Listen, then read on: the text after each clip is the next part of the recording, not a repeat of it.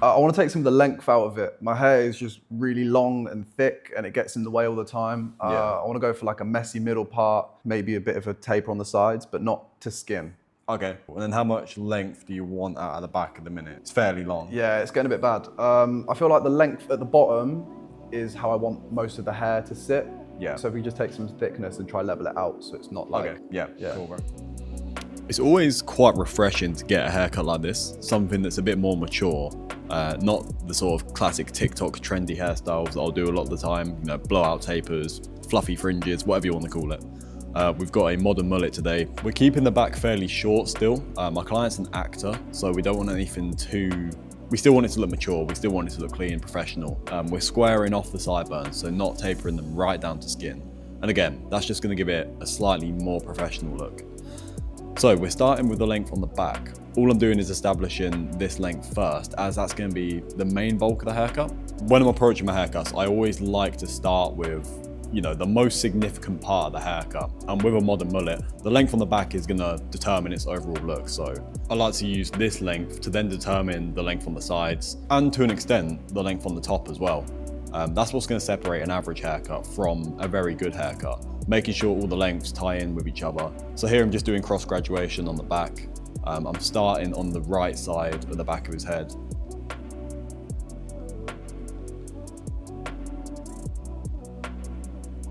And as you can see now, I'm connecting in the left side using the part that I've already cut from the right side as a guide, just to make sure the lengths are nicely balanced. You'll see as I'm taking the next section here, you can see the part that's already been cut, there it is, and then the part that still needs to be cut on the left-hand side. So yeah, it's a very good technique for making sure the length on the whole of the back from both sides is all in proportion with each other. And then we just connect it in through the middle.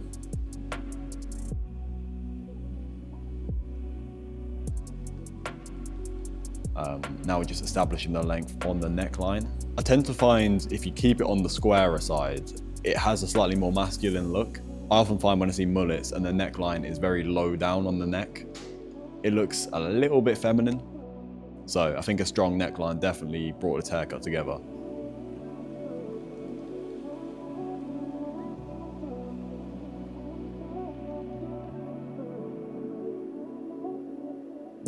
I'm just softening the line out a little bit now because they blunt cut it, so I'm point cutting it just to take some of the weight out. And then I'm gonna mess it up with my hands a little bit just so I can see how it looks once it's actually styled. And yeah, I think it's looking pretty good.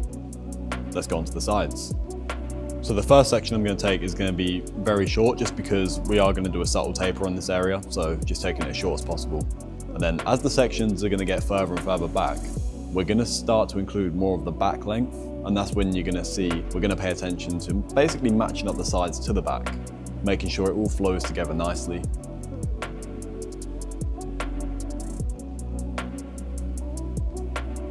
You can see the length that we cut on the back starting to be included in the sections here. And that's how I know the front or the sides are matching the back now. As the sections move further and further back, there's gonna be less and less to cut, as you'll see. And we keep moving back until there's nothing left. And at that point, we've fully connected the side, or the first side, to the back.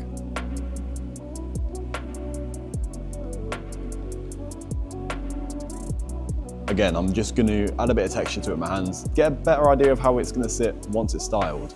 And you can see the shape of the back there starting to come together.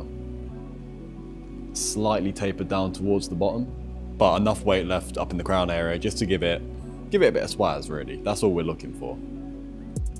At this point, I'm taking a section from the crown to basically the corner of the fringe. And the reason I'm able to take all this weight out of it from behind the fringe is because my customer's hair is very thick. If someone was to have fine hair, then definitely wouldn't remove this much weight from behind the fringe, as we're going to want it to give the fringe a fuller appearance. But yeah, my customer said to me during the consultation his main concern, well, one of his main concerns was how thick his hair is. So we're definitely going to make sure to remove a lot of weight, while still keeping enough for the curtains to actually fall in place. I'm just point cutting the top to add a bit of texture, basically using the sides from the weight we just removed as a guide.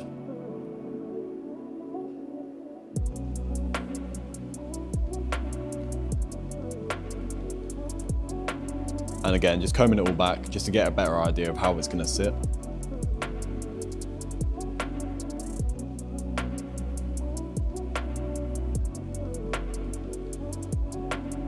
Now I'm going to add in a bit of Smash Clay. That's my own brand. It's a matte clay, and you'll see the effect that it gives when put in damp hair. It's definitely going to control it a bit. My customer, as I said, he's got very thick hair, and thick hair tends to be quite stubborn. You're generally going to need a pretty strong hair product to actually tame it and keep it in place. So that's where something like a matte clay would work pretty well. And I'm drying it off to about 50% dry. Now the reason I'm doing that is because I'm about to start the clipper work and I don't want it to be wet, but I also do want it to take shape naturally. Typically air dried hair, when you've got slightly wavier hair, it's going to reduce the amount of frizz and it's just going to take shape a lot better than if you were to dry it off all at once. I've taken the sideburns down to about 1.5 and I'm just going to go ahead and shape them up, square them off, just to get it looking clean. And again, just get an idea of how it's sitting overall, and I think at this point it's looking very fresh. Now he said he wanted to go slightly shorter, so I'm taking a 0.5, just flicking out. And here's a first look at some of the final product, which I'm liking a lot. As I said, it's just refreshing, from blowout tapers, Skibidi 16 guard, low taper fade. You know, there's only so many you can do before you lose your mind. You'd give it a smash. Correct me if I'm wrong. And as you can see, he's doing a cheeky little grin, you know, starting to come together, he's starting to see the vision. Just cleaning up the neck hairs now, making sure it's all clean to show him the mirror. Now bear in mind, he is an actor, so this could have been a fake reaction, but I do believe he was actually happy. And I was happy, so that's all that matters. Here's a side-by-side before and after. I'm giving it a smash. Let me know what you think in the comments. And until next time, I'm out of here.